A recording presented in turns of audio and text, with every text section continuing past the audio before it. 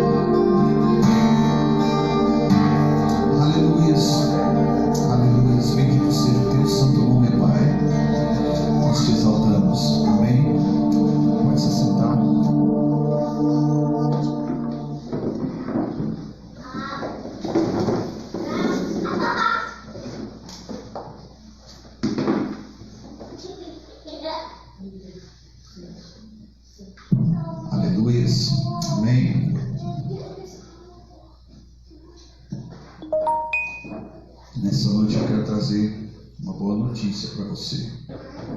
Amém? Não, vocês não entenderam. Fala assim comigo, glória a Deus. Glória a Deus. Porque Deus vai intervir. Porque Deus vai intervir. Glória a Deus. Porque Deus vai intervir. Repete comigo. Porque Deus Vai vai intervir. intervir.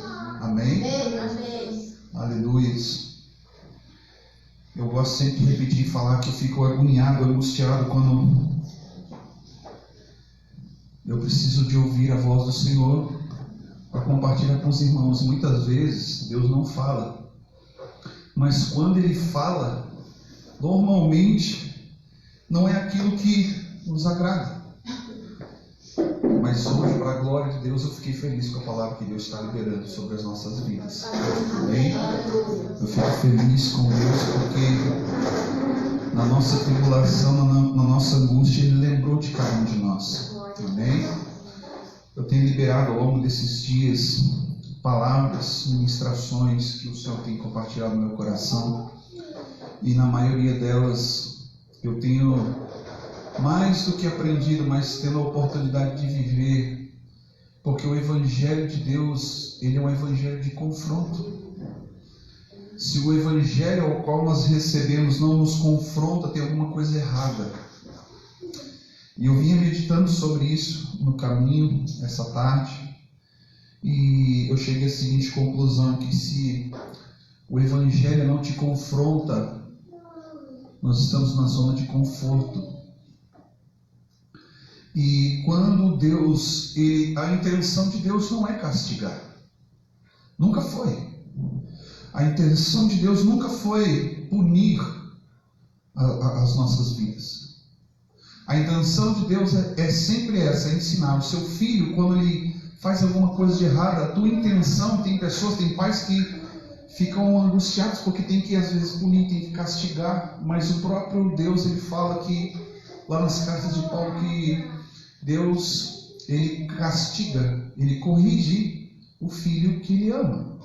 Ou seja, se Deus fazendo assim conosco, significa que temos valor para Deus. E o valor ao qual está declarado ali no texto é que Ele nos ama. Amém? Se Deus nos corrige, se Deus nos castiga e nos pune, eu fiquei pensando, Deus não é isso. A palavra tua, Senhor, diz que na verdade nós colhemos aquilo que plantamos. Ou seja, a punição e o castigo, ele é nada mais, nada menos do que a colheita das nossas semeaduras. Aquilo que nós escolhemos por opção, por escolha, ninguém pode estar ali dizendo para você, porque afinal de contas você pode tomar uma decisão sim ou não. E eu olho para o Antigo Testamento e eu sempre vejo Deus atraindo o povo dele de volta para o coração. Porém o povo, a Bíblia diz também que o povo tinha a tendência de se desviar do caminho do Senhor. Abra sua Bíblia comigo no livro de Sofonias. Sofonias, capítulo 3, fica depois de Abacuque, antes de Ageu. E eu estava meditando e o Senhor me trouxe essa palavra. E eu quero dizer uma coisa, está chegando a hora de nós cantarmos um cântico de vitória. Amém? Está chegando o momento de nós nos alegrarmos em Deus, porque Deus olhou para esta nação, olhou para a nossa terra ferida, olhou para o coração. Livro de Sofonias, fica ali antes do livro de Ageu, tá? Antigo Testamento. Zacarias, aí você volta ali de Zacarias, Ageu, Sofonias. Bom, muitas vezes a gente passa desapercebido da palavra do Senhor. Mas eu quero dizer para você, minha esperança ela não termina, ela não se acaba por causa das más notícias. Do contrário, hoje eu tenho mais ainda motivo de me alegrar em Deus. Amém? Sofonias capítulo 3, eu quero dizer no versículo de número 20, ou número 7, que diz assim, Sofonias 3, versículo 7, fala assim: certamente me temerás, e aceitarás a correção, e assim a sua morada não seria destruída, conforme o que eu havia determinado. Mas se eles se levantarem de madrugada e se corromperem todas as tuas obras, portanto, esperai-me, diz o Senhor, no dia em que eu me levantar para o despojo, porque o meu intento é ajuntar as nações e congregar os reinos, para sobre eles derramar a minha indignação e todo o ardor da minha ira. Toda esta terra será consumida pelo fogo do meu zelo. Preste bem atenção. Inicialmente essa palavra parece ser muito dura, muito ruim, difícil. Mas é o que o Senhor fez naqueles dias ali do profeta, tem feito ao longo das gerações, ao longo dos tempos. Você observa que passa geração em geração, onde que as pessoas se achegam a Deus. Deus, ele derrama bênção quando as pessoas se afastam do Senhor. Deus começa, não é trazer castigo, não é punir, é deixar o próprio pecado se encarregar de nos castigar. Ou seja, nós escolhemos aquilo que plantamos. Mas o Senhor aqui está dizendo que Ele almeja, Ele quer juntar as congregações para punir com fogo da sua ira. Mas isso está relacionado ao quê? Por falta de arrependimento. E Ele está dizendo, certamente que se eu descer na terra e corrigir a cada um de vocês, vocês vão me temer.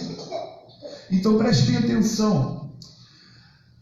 Todas as coisas que têm acontecido nos nossos dias tem acontecido por permissão de Deus. Por quê? Por causa do pecado, por causa da injustiça, por causa da falta de temor. Olha só o que a palavra de Deus diz: o meu povo perece por falta de conhecimento e do poder, falta da palavra e do poder de Deus. Eu me lembro que alguns anos atrás eu ouvia em umas conferências dizendo que Deus estava dando mais uma oportunidade para a nação brasileira. E muitos entenderam qual era o posicionamento, qual era a postura. Mas por que Deus estava dando mais uma oportunidade? Porque nós não estávamos sendo aquilo que fomos chamados para ser neste tempo. Luz para as nações, sal da terra, luz em meio às trevas. É verdade sim que nos últimos anos a nação brasileira tem vivido um evangelho diluído, não tem conseguido viver verdadeiramente aquilo que se está se pregando. Eu liberei uma mensagem ontem à noite falando lá no livro de Gálatas, porque Paulo ele fala para a igreja de Gálatas dizendo assim, ele estava apavorado, dizendo assim, eu não acredito que vocês começaram pelo Espírito, frutificando, ou seja, manifestando os frutos do Espírito, e de repente vocês estão terminando na carne, manifestando os prazeres da carne. E aí, olha só, versículo 9. Então, olha só o que Deus vai fazer nesses dias. Preste bem atenção. Por que eu falo para você que isso é boa notícia? Sabe por quê? Aquele que permanece em Deus, a Bíblia diz, são como os montes de Sião, não se abalam, mas permanece para sempre. Estes são os remanescentes, esses são aqueles que permanecem em Deus. Pode vir o problema, pode vir a dificuldade, a circunstância que for, ele não se abala, porque ele está firmado na rocha que é Cristo, ele está guardado na palavra. Ele é aquele soldado que Paulo fala em Efésios capítulo 6, que tomou da palavra de Deus e fez dela uma armadura, fez ela escudo, fez ela capacete, para permanecer firme no dia mau, nos dias ruins, nos tempos difíceis, como Paulo também disse lá no livro de Timóteo. Sobrevirão tempos difíceis, sobrevirão tempos onde que as pessoas se odiarão umas às outras, onde que as pessoas abandonarão a fé. Nós vimos hoje uma notícia que está para ser aprovada no Senado, e na Câmara dos Deputados, uma lei que proíbe deputado de bancada evangélica.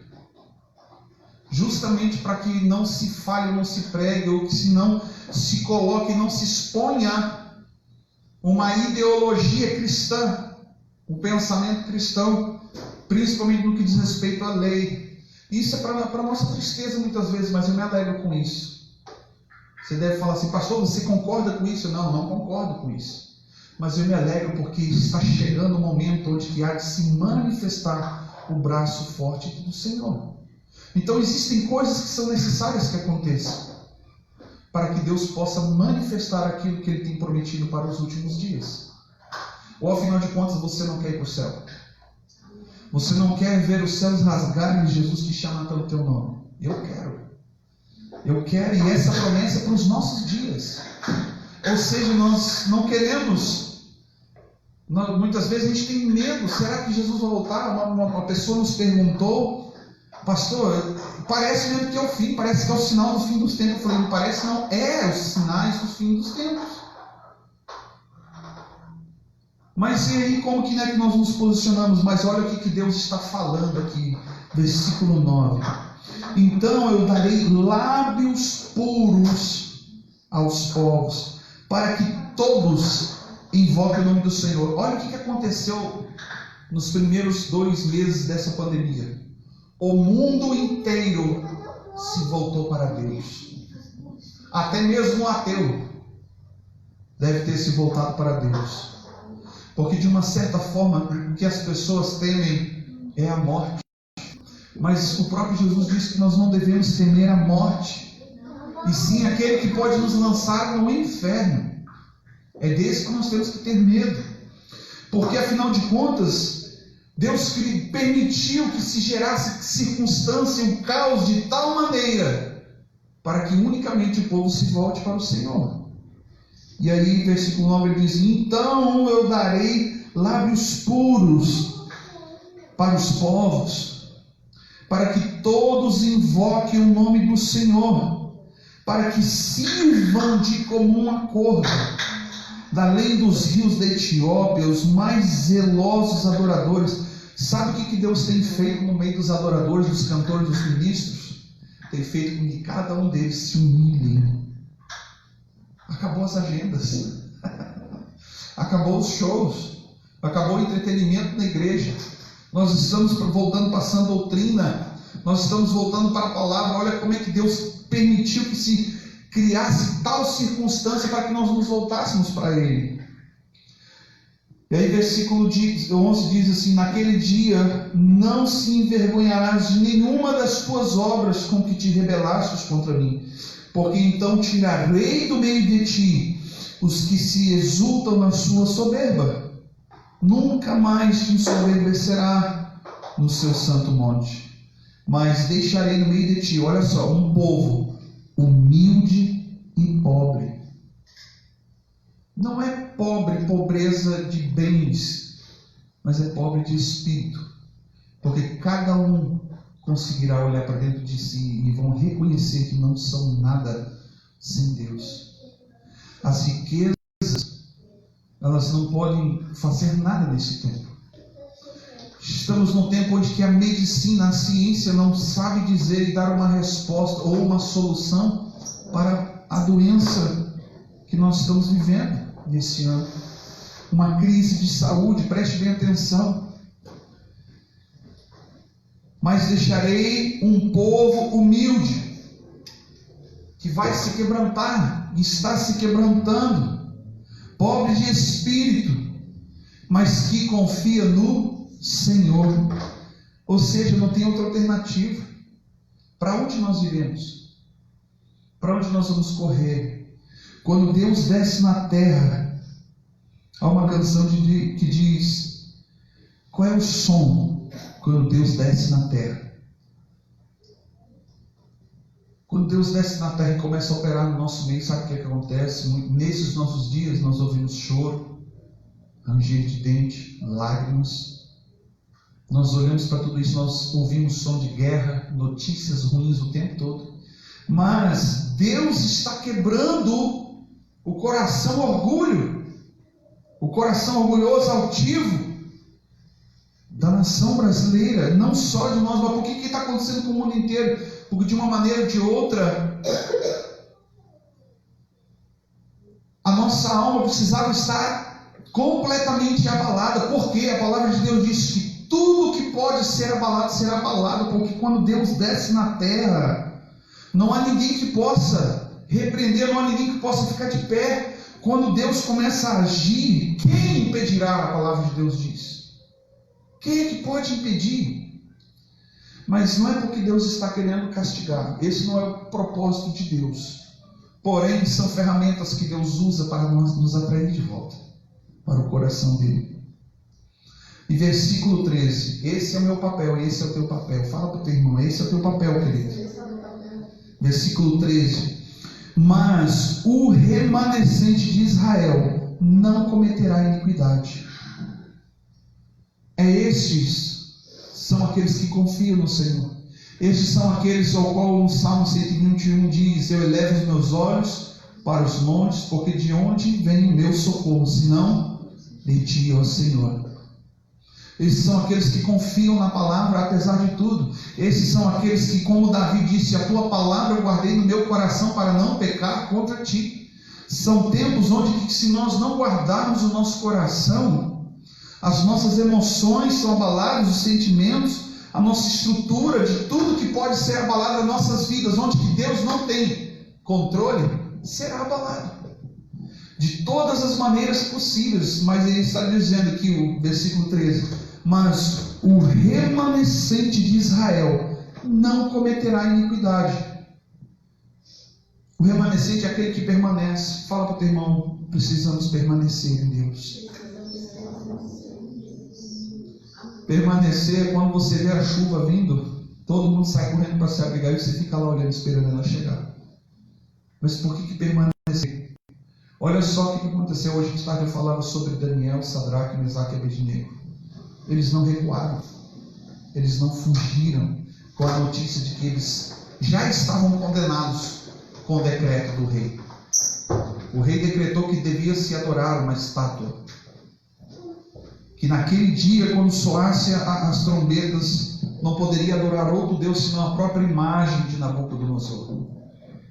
Sadraque, Mesaque e Abednego, Daniel, quando ouviram a notícia, eles, vamos colocar nessa linguagem, não estavam nem aí, porque eles não temiam a homens e sabiam que aquele decreto custaria a vida deles. E o que eles fizeram? A Bíblia diz que Daniel continuou fazendo o que ele sempre fez antes de ser levado cativo para a Babilônia. Ele entrou no seu quarto, subiu no quarto, abriu as janelas que eram viradas para o lado de Jerusalém, e lá 3 vezes ao dia ele se ajoelhava e orava, dava ações de graças ao Senhor. Ele continuou fazendo o que ele sempre fez diante de Deus, mesmo cativo na Babilônia, mesmo sendo um prisioneiro.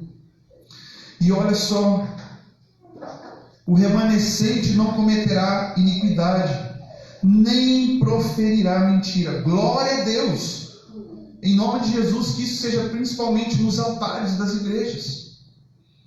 Nem na sua boca se achará língua enganosa, porque eles serão o quê? Apacentados. Serão o quê? Pastoreados. Este é um momento onde que Deus tem usado verdadeiramente pastores. Porque onde estão os profetas neste momento? Não é o tempo onde que o profeta tem que atuar na terra, é o momento do pastor. Porque o pastor, ele faz o quê? Ele apacenta, ele cuida, ele arrebanha. Ele vai lá atrás, deixa os 99, vai atrás daquela que se perdeu, daquela que está ferida, traz para o seu colo, vai ali, começa a desembolar os pelos, tira os carrapichos, começa a pentear, e aquela ovelha deixa de ser parecido com um lobo e passa a voltar a ser ovelha. Ela tem cuidado. A ovelha, ela vai estar sendo cuidada, e principalmente nas orações, a intercessão, porque eles serão apacentados e deitar-se-ão, e não haverá quem os espante. Ou seja, vai haver descanso, querido. Eu quero falar para você nessa noite, eu sinto no meu espírito, que tudo isso que tem acontecido com a nossa nação, logo logo vai se passar. Tem muitas pessoas que estão sendo pessimistas, outras sendo otimistas, mas eu quero dizer uma coisa. Eu vou principalmente com aquilo que o Espírito está dizendo à igreja. Eu me firmo nisso. Logo, logo vai acabar. A Bíblia diz que o choro pode durar uma noite, mas a alegria vem ao amanhecer. Se no tempo de crise você semeia, a Bíblia diz que aquele que semeia com lágrimas, com alegria vai colher. Entenda isso no Antigo Testamento. Todas as vezes, todo momento onde que teve crise, Deus levantava homens, mulheres, libertadores, juízes, para que o povo se arrependesse e ofertasse aquilo que eles não podiam, aquilo que eles nem tinham. Você vai lá para o tempo de Elias, o que é que faltava? Tinha grande fome. E tinha o que? Seca. 3 anos e meio sem chuva. Estava sem água. Então, água valia mais do que ouro. E o que Elias fez? Mandou trazer sacrifício. Carne, comida. Estava falta, era fome. E depois ele pegou, mandou molhar tudo. A oferta não foi somente o sacrifício, mas a oferta do povo foi principalmente a água, aquilo que eles não tinham. E aí o que aconteceu? Molha tudo de novo. Terminou de molhar a segunda vez, molha mais uma vez. Entende que todas as vezes onde que há crise na terra, nós precisamos sacrificar algo. Não que assim Deus nos cobre, mas isso é sinal daquilo que nós lemos antes. Um povo humilde. É um sinal de humilhação diante de Deus, declarando que Deus, sem ti eu nada posso. Sem o Senhor nada podemos. E aí, olha o que ele declara, versículo 14. Então, quando todas estas coisas passarem, ele diz: canta alegremente, ó filha de Sião, rejubila, ó Israel, regozija-te e exulta de todo o coração, ó filha de Jerusalém, pois o Senhor afastou o teu castigo. Uau! Chegou o tempo onde que Deus está liberando os seus filhos, os remanescentes, e Ele vai honrar a cada um que tem permanecido na palavra do Senhor.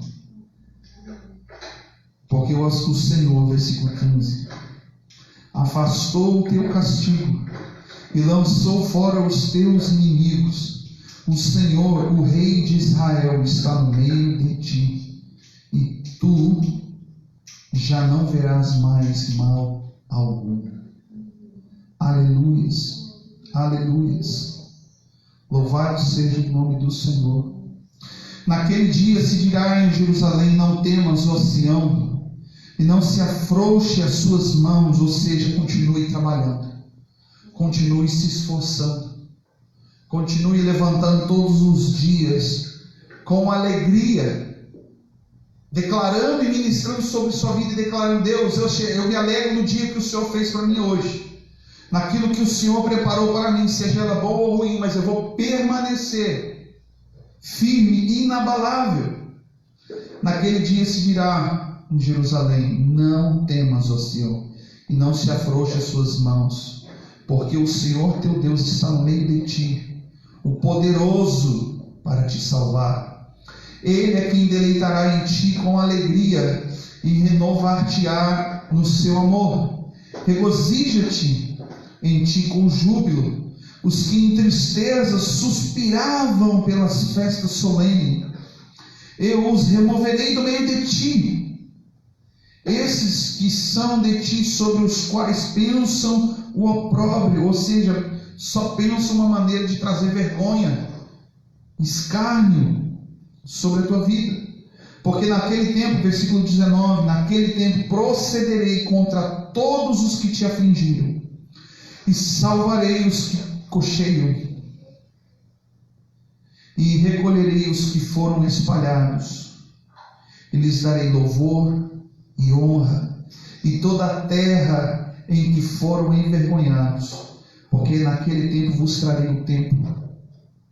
Porque naquele tempo vos trarei, e naquele tempo vos recolherei, porque certamente vos darei honra e louvor entre todos os povos da terra, quando eu restaurar a vossa sorte diante dos seus próprios olhos, diz o Senhor. Aleluias, aleluias. Está chegando a hora, não é de nós celebrarmos somente o fim de todas essas crises, mas de celebrarmos em Deus, porque Deus tratou essa terra. Se a palavra de Deus diz que Ele que faz a ferida, Ele que cura, nós não podemos botar a mão onde que Deus está colocando sua mão. Eu não posso chegar ao ponto de dizer, ou ser profeta e dizer assim: Deus, toca, faz a tua obra. Eu quero botar a mão onde que Deus está trabalhando, onde que Deus está agindo. Eu não posso chegar para Deus, por exemplo, e falar assim: Deus, tem misericórdia. Se Deus está colocando a mão ali, o tratamento ele vai ser interrompido, porque Deus ele ouve, Ele responde às nossas orações. Agora, preste bem atenção, qual é o nosso posicionamento aqui? Permanecer. Permanecer em Deus. Permanecer em Deus significa um posicionamento, uma postura. Eu não posso me calar. Eu não posso aceitar determinadas coisas. Nós compartilhávamos aqui antes. Eu não aceito doença sobre minha vida. Mas quando ela vem, o que você faz? Você se dobra? Ou você continua não aceitando? Tem pessoas que permanecem firmes, inabaláveis, quando a doença bateu e tocou, ela esmurece. Foi firme até o momento que a doença bateu na porta. O que aconteceu com aquela fé que aquela pessoa tinha antes? Na semana passada, um primo meu, pastor, me ligou conversando e ele falava que a família dele não estava bem. Eu falei: o que aconteceu? Ele disse: eu peguei Covid, a minha esposa pegou Covid, meu cunhado e minha cunhada, que são vizinhos, também estão. Eu falei: seus filhos? Minha filha está meio gripada, possivelmente ela esteja também. Aí eu falei assim: e agora? Aí ele disse para mim assim: agora não mudou nada, eu continuo crendo. Dentro de mim não mudou nada. Eu continuo crendo. Eu continuo ministrando cura. Eu falei: é mesmo? Ele falou assim: pois é, Deus me usa para curar os outros, mas eu ainda estou enfermo, mas eu continuo crendo. Amém. Mas preste bem atenção. É só o dia mal bater na tua porta, a tua fé esmurece. Isso é permanecer? A tua fé talvez esteja sendo circunstancial. Porque nós nos movemos por aquilo que vemos. Se está tudo bem, você continua feliz da vida e com a tua fé lá em alta. Mas vem um dia mau, onde você recebe uma notícia trágica. Aí você começa a ficar se questionando: Deus, por quê?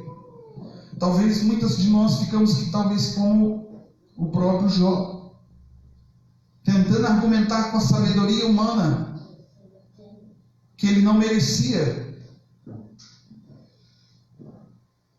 Porque se nós fôssemos nos julgar a nós mesmos, o Paulo dizia, nós não seríamos julgados. Julgamos ser merecedores só de coisa boa. Sim ou não?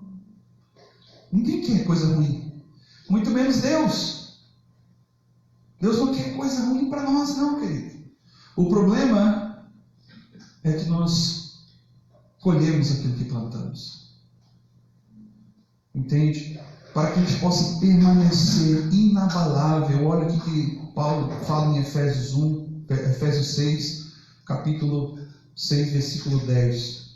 Portanto, meus irmãos, fortalecei-vos no Senhor e na força do seu poder, na sua palavra. Então, tomando da armadura, as armaduras espirituais. Eu falei esses dias, não lembro se foi aqui, mas eu falei que nós, filhos de Deus, somos chamados para sermos guerreiros. E um soldado, ele é treinado aonde? Um soldado, ele é treinado aonde? No quartel, da igreja. E o problema é que quando nós entramos no meio de uma batalha e nós não estamos preparados, o que acontece? Muitos são desertores. É o que Paulo fala para Timóteo. Olha, Timóteo, nos últimos tempos, muitos apostatarão da fé, muitos vão desistir, muitos vão lançar a mão do arado, muitos vão olhar para trás e vão parar no caminho. Porque no meio da guerra e da batalha é pressão, é todos os dias, como diz o ditado, tem que matar um leão todos os dias. É pressão de todos os lados. Agora, ou você exerce mais pressão de dentro para fora, como Jesus diz, do teu interior fluirão rios de águas vivas. É você que jorra para o povo e não o povo que jorra em cima de você para você receber as coisas que estão aí pelo mundo. É você que exerce influência ou você é influenciado. É uma coisa ou outra. Nós somos influenciados pela palavra de Deus, sim. Quando chega amanhã, talvez hoje está mais fácil, mas talvez você tenha que recorrer lá para a internet para lembrar o que o pastor falou no último culto. Chega o término do culto, ninguém sabe. Eu tenho batido nessa tecla. As pessoas não têm o hábito de, quando chegam em casa, pegar as suas Bíblias e conferir o que o pastor está falando. É verdade mesmo que o pastor está falando? Será que é bem dessa maneira? Aí o que acontece? As pessoas recebem uma palavra de qualquer maneira para o seu coração. É como eu falei no início, se o Evangelho de Deus não nos confronta, ele nos coloca numa zona de conforto.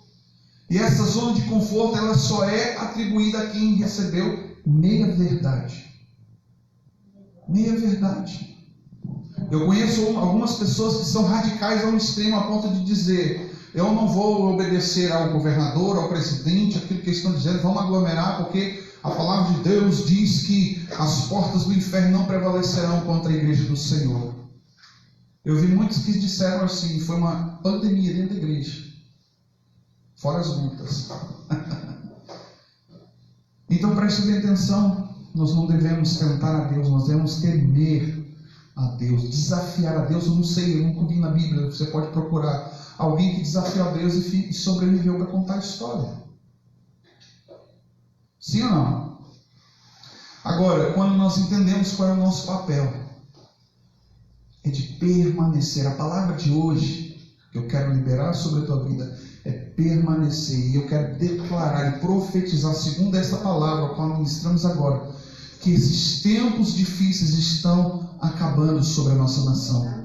Mas nós devemos permanecer firmes, inabaláveis, tomando da armadura que Deus já nos deu. Sabe de uma coisa? Nós estamos vivendo um tempo onde, como eu falei na última vez aqui, estamos apanhando armados. Temos ferramentas, temos condições de vencer todos os dias. A palavra de Deus diz que Jesus falou assim, tenha de bom ânimo, porque eu venci. Jesus venceu com ânimo, com vontade. Ele não venceu só porque ele era Deus, não. Ele venceu como homem, tendo vontade de vencer. E quem tem vontade de vencer, luta até os 49 do segundo tempo, está lá jogando e esperando. Tem gente que é assim, mas tem gente que lá na metade do segundo tempo está 3-0 para o adversário. O que ele faz? Ele se entrega, porque não consegue ter esperança. Ele não consegue acreditar. Olha só, tem muito crente que não acredita na própria oração, não consegue acreditar nas orações que você faz. E a palavra de Deus diz que se o Senhor não guardar, se o Senhor não nos proteger, ou seja, em vão nós oramos. A nossa oração não é em vão, a não ser que você esteja orando errado. Capítulo 4 do livro de Tiago fala das orações que não são respondidas. Mas eu creio que você deve estar buscando aquilo que é de Deus para a tua vida. Sim ou não? Se coloque de pé. Aleluia.